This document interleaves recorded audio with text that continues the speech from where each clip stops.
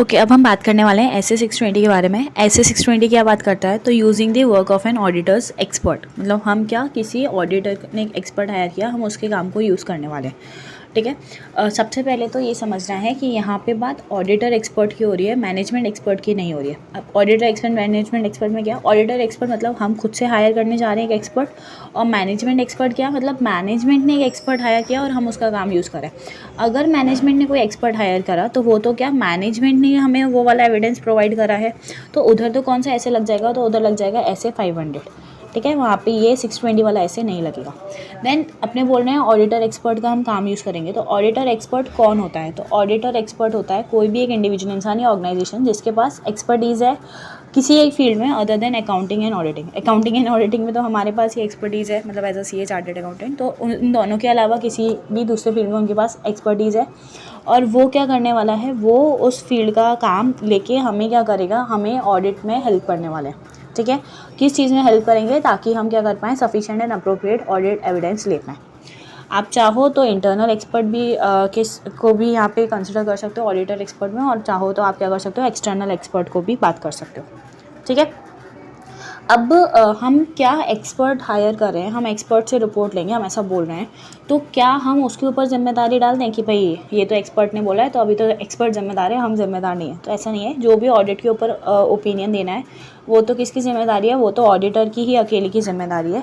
आप ये नहीं बोल सकते कि हमने ऑडिटर ने एक्सपर्ट का वर्क यूज़ किया है तो फिर जो रिस्पॉन्सिबिलिटी है वो कम हो गई, नहीं, तो भी रिस्पॉन्सिबिलिटी तो आपकी ही रहेगी। तो सबसे पहले इन जनरल इतनी बातें बोली गई। फिर देखो, हम सबसे पहले हम बोल रहे हैं कि हमें हम एक्सपर्ट यूज़ करेंगे, तो पहला सबसे पहली बात करी गई है कि ऐसे क्या जगह है या ऐसे कौन से पॉइंट्स हैं जहाँ पे हमें क्या करने वाले हैं, और ऑडिटर एक्सपर्ट की ज़रूरत पड़ने वाली है। तो ऐसे कौन सी ओपिनियन हो सकते हैं जहाँ पे हम क्या करेंगे, ऑडिटर ऑब्टेन करेगा एक्सपर्ट से हेल्प। तो जैसे सबसे पहले तो क्या हो गया कि भाई हम वैल्यूएशन करा सकते हैं अलग अलग चीज़ों का, जैसे वैल्यूएशन ऑफ फाइनेंशियल इंस्ट्रूमेंट हो गया, लैंड बिल्डिंग हो गया, मशीन हो गया, ज्वेलरी हो गया, देन एंटिक्स हो गया, इंटेंजिबल असेट हो गया, या फिर हमें असेट्स एंड लाइबिलिटी का वैल्यूएशन कराना है व्हेन हम बिजनेस कॉम्बिनेशन करते हैं, तब इम्पेयरमेंट वाला अपना कैलकुलेशन करा सकते हैं। इसके बाद हम एम्प्लॉय बेनिफिट प्लान के टाइम पे हम उसमें कैलकुलेशन की हेल्प ले सकते हैं। इसके बाद हमें लाइबिलिटीज़ का एक्चुअल वैल्यूएशन कराना है, हम उसमें ले सकते हैं। इंश्योरेंस कॉन्ट्रैक्ट में हेल्प ले सकते हैं। हमें ऑयल एंड गैस रिजर्व्स में एस्टिमेशंस कराने होते हैं, वहाँ हेल्प ले सकते हैं। एनवायरमेंटल लाइबिलिटीज़ में ले सकते हैं।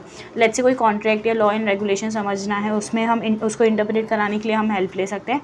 या फिर कोई हमारा टैक्स का कंप्लाइंस का कोई इशू आ रहा है, हम उसमें हेल्प ले सकते हैं। तो ये कुछ जगह हैं जहाँ पे हम क्या कर सकते हैं, हम ऑडिटर एक्सपर्ट की क्या कर सकते हैं, हेल्प ले सकते हैं। ठीक है, अब आपको ये पता चल गया, अच्छा ये पर्टिकुलर जगह है जहाँ पे मुझे क्या करना है, ऑडिटर एक्सपर्ट की हेल्प लेनी है। अब हेल्प लेने जाना है तो सबसे पहले तो आप किसी एक ऑर्गेनाइजेशन को, किसी एक बंदे को आप हायर करने जाओगे एज अ एक्सपर्ट, तो सबसे पहले आप क्या देखने जाओगे, तो सबसे पहले आप ये देखने जाओगे जब आपको कोई एक्सपर्ट हायर करना है, तो कि भाई वो पर्टिकुलर बंदे के पास स्किल है या नहीं है, वो कॉम्पिटेंट बंदा है या नहीं है, वो ऑब्जेक्टिविटी के साथ काम कर पाएगा या नहीं कर पाएगा, वो उसके पास पर्टिकुलर एक्सपीरियंस है या नहीं है, वो इंडिपेंडेंस मेंटेन कर पाएगा या नहीं कर पाएगा। तो ये कुछ बेसिक पॉइंट्स हैं जो अपने चेक करने जाएंगे जब हम किसी ऑडिटर को अपने यहाँ पे रखने वाले हैं। ठीक है, अब लेट्स से चलो हमने ये देख लिया हमें इस काम के लिए ज़रूरत पड़ेगी, हमने ये भी देख लिया कि अच्छा ये बंदा है, ये जो हमारा ये बेसिक क्राइटेरिया फुलफ़िल कर रहा है। अब जैसे ही वो क्राइटेरिया फुलफ़िल कर रहा है तो अब क्या करोगे, उसको अपने यहाँ पे टीम में लाओगे, आप तो टीम में लाओगे या फिर मतलब हायर करोगे, तो अभी उस टाइम पे आपको उसके साथ क्या करना पड़ेगा, एक अग्रीमेंट करना पड़ेगा। अब जब आप उसके साथ अग्रीमेंट करने जाओगे तो आप उस टाइम पे क्या क्या फैक्टर्स कंसिडर करने जाओगे एग्रीमेंट के टाइम पे। तो सबसे पहले तो हम ये देखने जाएंगे कि भाई जो हम ये बोलेंगे उस अग्रीमेंट में कि देखो भाई आपके पास क्या है, सारी कॉन्फिडेंशियल इन्फॉर्मेशन का एक्सेस होगा, क्योंकि आप हमारे ऑडिट में आ रहे हो तो आपको वो कॉन्फिडेंशियलिटी को मेंटेन करना पड़ेगा। एज वेल एज़ हम ये उसका रोल्स एंड रिस्पॉन्सिबिलिटी बताने जाएंगे, उनका स्कोप एंड ऑब्जेक्टिव बताने जाएंगे। हम उनको अगर कोई दूसरा लीगल और रेगुलेटरी रिक्वायरमेंट पड़ रहा है तो वो बताने जाएंगे। हम उनको ऐसे मैटर्स डिस्कस करेंगे उनके साथ कि भाई जहाँ पे उनका जो मैटर्स बहुत ज़्यादा कॉम्प्लेक्स है, जहाँ पे हमें उनका ज़रूरत पड़ेगा। ठीक है। हम कौन सा वाला काम यूज़ करने वाले हैं, तो ऑडिटर जो आके नया काम करेगा हम वो वाला काम यूज़ करने वाले हैं। ऐसा नहीं कि पुराना कोई फाइल वाइल पड़ा है वो हम यूज़ कर रहे हैं, तो ऐसा नहीं करेंगे अपने। तो ये कुछ चीज़ें हैं जो हम डिस्कस करेंगे जब हम एग्रीमेंट बनाने जाएंगे। मेजर बात करूँ तो नेचर, स्कोप और ऑब्जेक्टिव हो जाएगा, रोल रिस्पॉन्सिबिलिटी हो जाएगा, कब उनको हमारे साथ कम्युनिकेशन करना है, कैसे कम्युनिकेशन करना है, कॉन्फिडेंशियलिटी मेंटेन करना है। तो ये चीज़ें अपने उनके साथ डिस्कस करेंगे जब हम एग्रीमेंट बनाने जाएंगे। तब आपको ज़रूरत थी, कहाँ पे ज़रूरत थी वो देखा, फिर कौन सा बंदा हायर करना है तो वो बेसिक चीज़ों को फुलफ़िल कर पाएगा या नहीं कर पाएगा वो देखा, फिर उसके साथ अपने ने क्या करा, एग्रीमेंट कर लिया। अब एग्रीमेंट कर लिया तो एग्रीमेंट करने के बाद वो बंदा क्या करेगा, काम करेगा। तो अब आप क्या चाहोगे, अब आप उसका काम चेक करना चाहोगे, ठीक है। तो जब आप उसका काम चेक करोगे, ऑडिटर एक्सपर्ट का वर्क चेक करोगे, तो कि भाई ये जो उसने काम किया है वो एडिक्वेट है या नहीं है, तो उस टाइम पे आप क्या क्या चीज़ों कैसे चेक करोगे या क्या क्या चीज़ें चेक करने जाओगे। तो सबसे पहले तो हम ये देखेंगे कि जो एक्सपर्ट ने फाइंडिंग्स निकाले हैं या जो कंक्लूजन निकाले हैं वो कितने रेलिवेंट है और कितने रीज़नेबल है, ठीक है। ऑडिटर के जो हमारा एक्सपर्ट के फाइंडिंग्स हैं, क्या वो बाकी के ऑडिट एविडेंस के साथ कंसिस्टेंट है भी या नहीं है, तो ये देखने जाएंगे सबसे पहले। फिर देखेंगे क्या किसी जगह पे एक्सपर्ट ने कोई अजम्पशंस वाला मेथड यूज़ किया है या कुछ अजम्पशंस लिए हैं। अगर अजम्पशन लिए हैं तो वो अजम्पशन कितने रेलेवेंट और रीज़नेबल है, ठीक है। अगर एक्सपर्ट कोई सोर्स डेटा को लेके काम कर रहा है तो हम वो सोर्स डेटा भी चेक करने जाएंगे कि भाई वो कितना रेलेवेंट और कितना कंप्लीट था, ठीक है। ये कुछ चीज़ों को अपने देख के ये समझेंगे कि हाँ भाई जो ऑडिटर एक्सपर्ट ने जो काम किया वो हमारे लिए कितना उसका इवैल्यूएशन कैसे होगा, तो ये चीज़ों को ध्यान में रख के होगा। मान के चलो दो ऑडिटर है, जॉइंट ऑडिट का केस है और उन लोगों ने एक एक्सपर्ट का ओपिनियन दिया, ठीक है, और दोनों ही ऑडिटर ने अलग अलग उसके ऊपर अपना व्यू दिया। और बाद में पता चलता है कि एक ऑडिटर के लिए जो एक ऑडिटर ने जो एक्सपर्ट का ओपिनियन लिया था वो गलत निकला, तो क्या वो उसके लिए लायबल माना जाएगा क्या। तो हाँ, अगर आप देखो, क्योंकि अभी हमने नहीं पढ़ा ना कि हाँ ऑडिटर की जिम्मेदारी होती है उसको चेक करना होता है, एक्सपर्ट की फाइंडिंग्स को देखना होता है, अजम्पशंस चेक करने होते हैं, सोर्स डेटा चेक करना होता है। तो अगर डेटा गलत निकला या बाद में उसका जो रिपोर्ट है वो फॉल्टी निकला, तो जिस भी ऑडिटर ने उसका रिपोर्ट यूज़ किया था वो वाला ऑडिटर क्या होगा, वो वाला ऑडिटर उसके लिए रिस्पॉन्सिबल होगा for grossly negligence. And second वाला रिस्पॉन्सिबल नहीं होने वाला क्योंकि उसने यूज़ नहीं किया डेटा, ठीक है। अब हम बोल रहे हैं हम एवेल्यूएशन करेंगे, तो एवेल्यूएशन किसका करेंगे ये तो हमने यहाँ पे बात कर लिया। एवेल्यूएशन कैसे करेंगे अब उसके बारे में बात की गई है।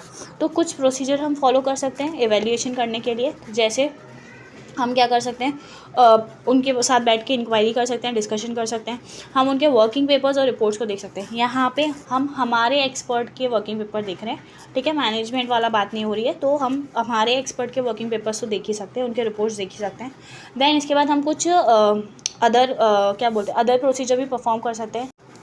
जैसे हम क्या कर सकते हैं, ऑडिटर के एक्सपर्ट के वर्क को ऑब्जर्व कर सकते हैं, ठीक है, उसको कंफर्म कर सकते हैं थर्ड पार्टी के साथ। हम एनालिटिकल प्रोसीजर परफॉर्म कर सकते हैं कि भाई जो भी जगह है वहाँ पे मटेरियलिटी लगाई गई या नहीं लगाई गई, हम उसके काम को रीपरफॉर्म कर सकते हैं कि भाई जो कैलकुलेशन है वो ठीक है या नहीं ठीक है।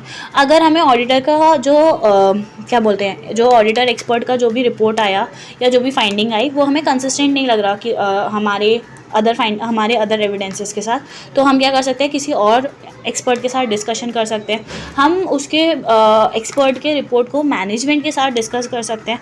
तो हम इस तरीके से क्या कर सकते हैं, ऑडिटर के एक्सपर्ट के काम को चेक कर सकते हैं कि भाई वो इवेल्यूएट कर सकते हैं कि वो एडिक्वेट है या नहीं है, ठीक है। अब आपने देख लिया।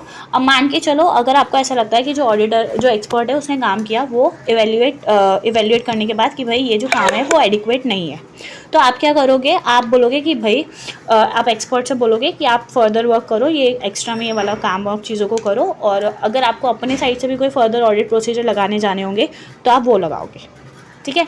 अब क्या हुआ, सबसे पहले हमने देखा था ज़रूरत है, फिर हमने उसको अपने यहाँ पे हायर करना था, तो देखा कि भाई ये पर्टिकुलर बंदे को हायर कर सकते हैं नहीं कर सकते, फिर उसके साथ एग्रीमेंट किया, एग्रीमेंट में कुछ बातों को ध्यान में रखा, फिर उसके काम को चेक करने गए तो क्या क्या चेक किया और कैसे चेक किया, इतनी बात की गई। फिर अगर कुछ कम पड़ रहा है तो हम उससे क्या करवाएंगे वो बात किया गया। मान के चलो हमने फर्दर ऑडिट प्रोसीजर लगवाए या एडिशनल ऑडिट प्रोसीजर परफॉर्म करवाए, फिर भी हम लोगों को जो मैटर है वो रिजॉल्व नहीं हो पा रहा है, तो ऑडिटर क्या करेगा, ऑडिटर मॉडिफाइड ओपिनियन देगा अपने ऑडिट रिपोर्ट में एज़ पर SA 705, क्योंकि जो ऑडिटर है वो sufficient and appropriate audit evidence ले ही नहीं पाया, ठीक है। अब इन अगर हम रिपोर्टिंग के पर्पज़ से बात करें तो जो ऑडिटर है ना वो कभी भी ऑडिट रिपोर्ट के अंदर रेफरेंस नहीं देगा वो किसका, तो जो एक्सपर्ट ओपिनियन का उसने वर्क यूज़ किया, अगर वो क्या दे रहा है अनमॉडिफाइड ओपिनियन दे रहा है तो ठीक है, अनमॉडिफाइड ओपिनियन दे रहे हो तो आपको रेफरेंस नहीं देना। अगर हाँ लॉ एंड रेगुलेशन बोलता है तो आप रेफरेंस दे सकते हो, पर जब आप रेफरेंस दोगे तो आप साथ में ये भी लिख देना कि भाई ऑडिटर के रिपोर्ट में जो हमने ये रेफरेंस दिया है एक्सपर्ट के ओपी के रिपोर्ट का, उसके कारण हमारा रिस्पॉन्सिबिलिटी कम नहीं होता, वी आर स्टिल लायबल। ठीक है। सेकेंड, अगर ये तो बात होगी अनमॉडिफाइड ओपिनियन के लिए, अगर मॉडिफाइड ओपिनियन दे रहे हो और मॉडिफाइड ओपिनियन देने को समझाने के लिए आपको ऐसा लगता है कि आपको एक्सपर्ट का जो रिपोर्ट है उसका रेफरेंस देना ही देना है, तो आप वहाँ पे रेफरेंस दे दोगे, पर स्टिल आप वहाँ पे भी ये चीज़ इंडिकेट करोगे कि ये जो रेफरेंस दिया गया है उससे ऑडिटर की रिस्पॉन्सिबिलिटी कम नहीं होती। ठीक है। नाम दे देने से ये नहीं होगा कि ऑडिटर अब रिस्पॉन्सिबल नहीं है, और आप रेफरेंस भी सिर्फ तभी दोगे जब वो रेफरेंस एक्चुअली में रेलिवेंट है उस मॉडिफिकेशन को समझने के लिए, तो ही। लास्ट हमारा पार्ट कर रहा ऐसे ही ये बात कर रहा था।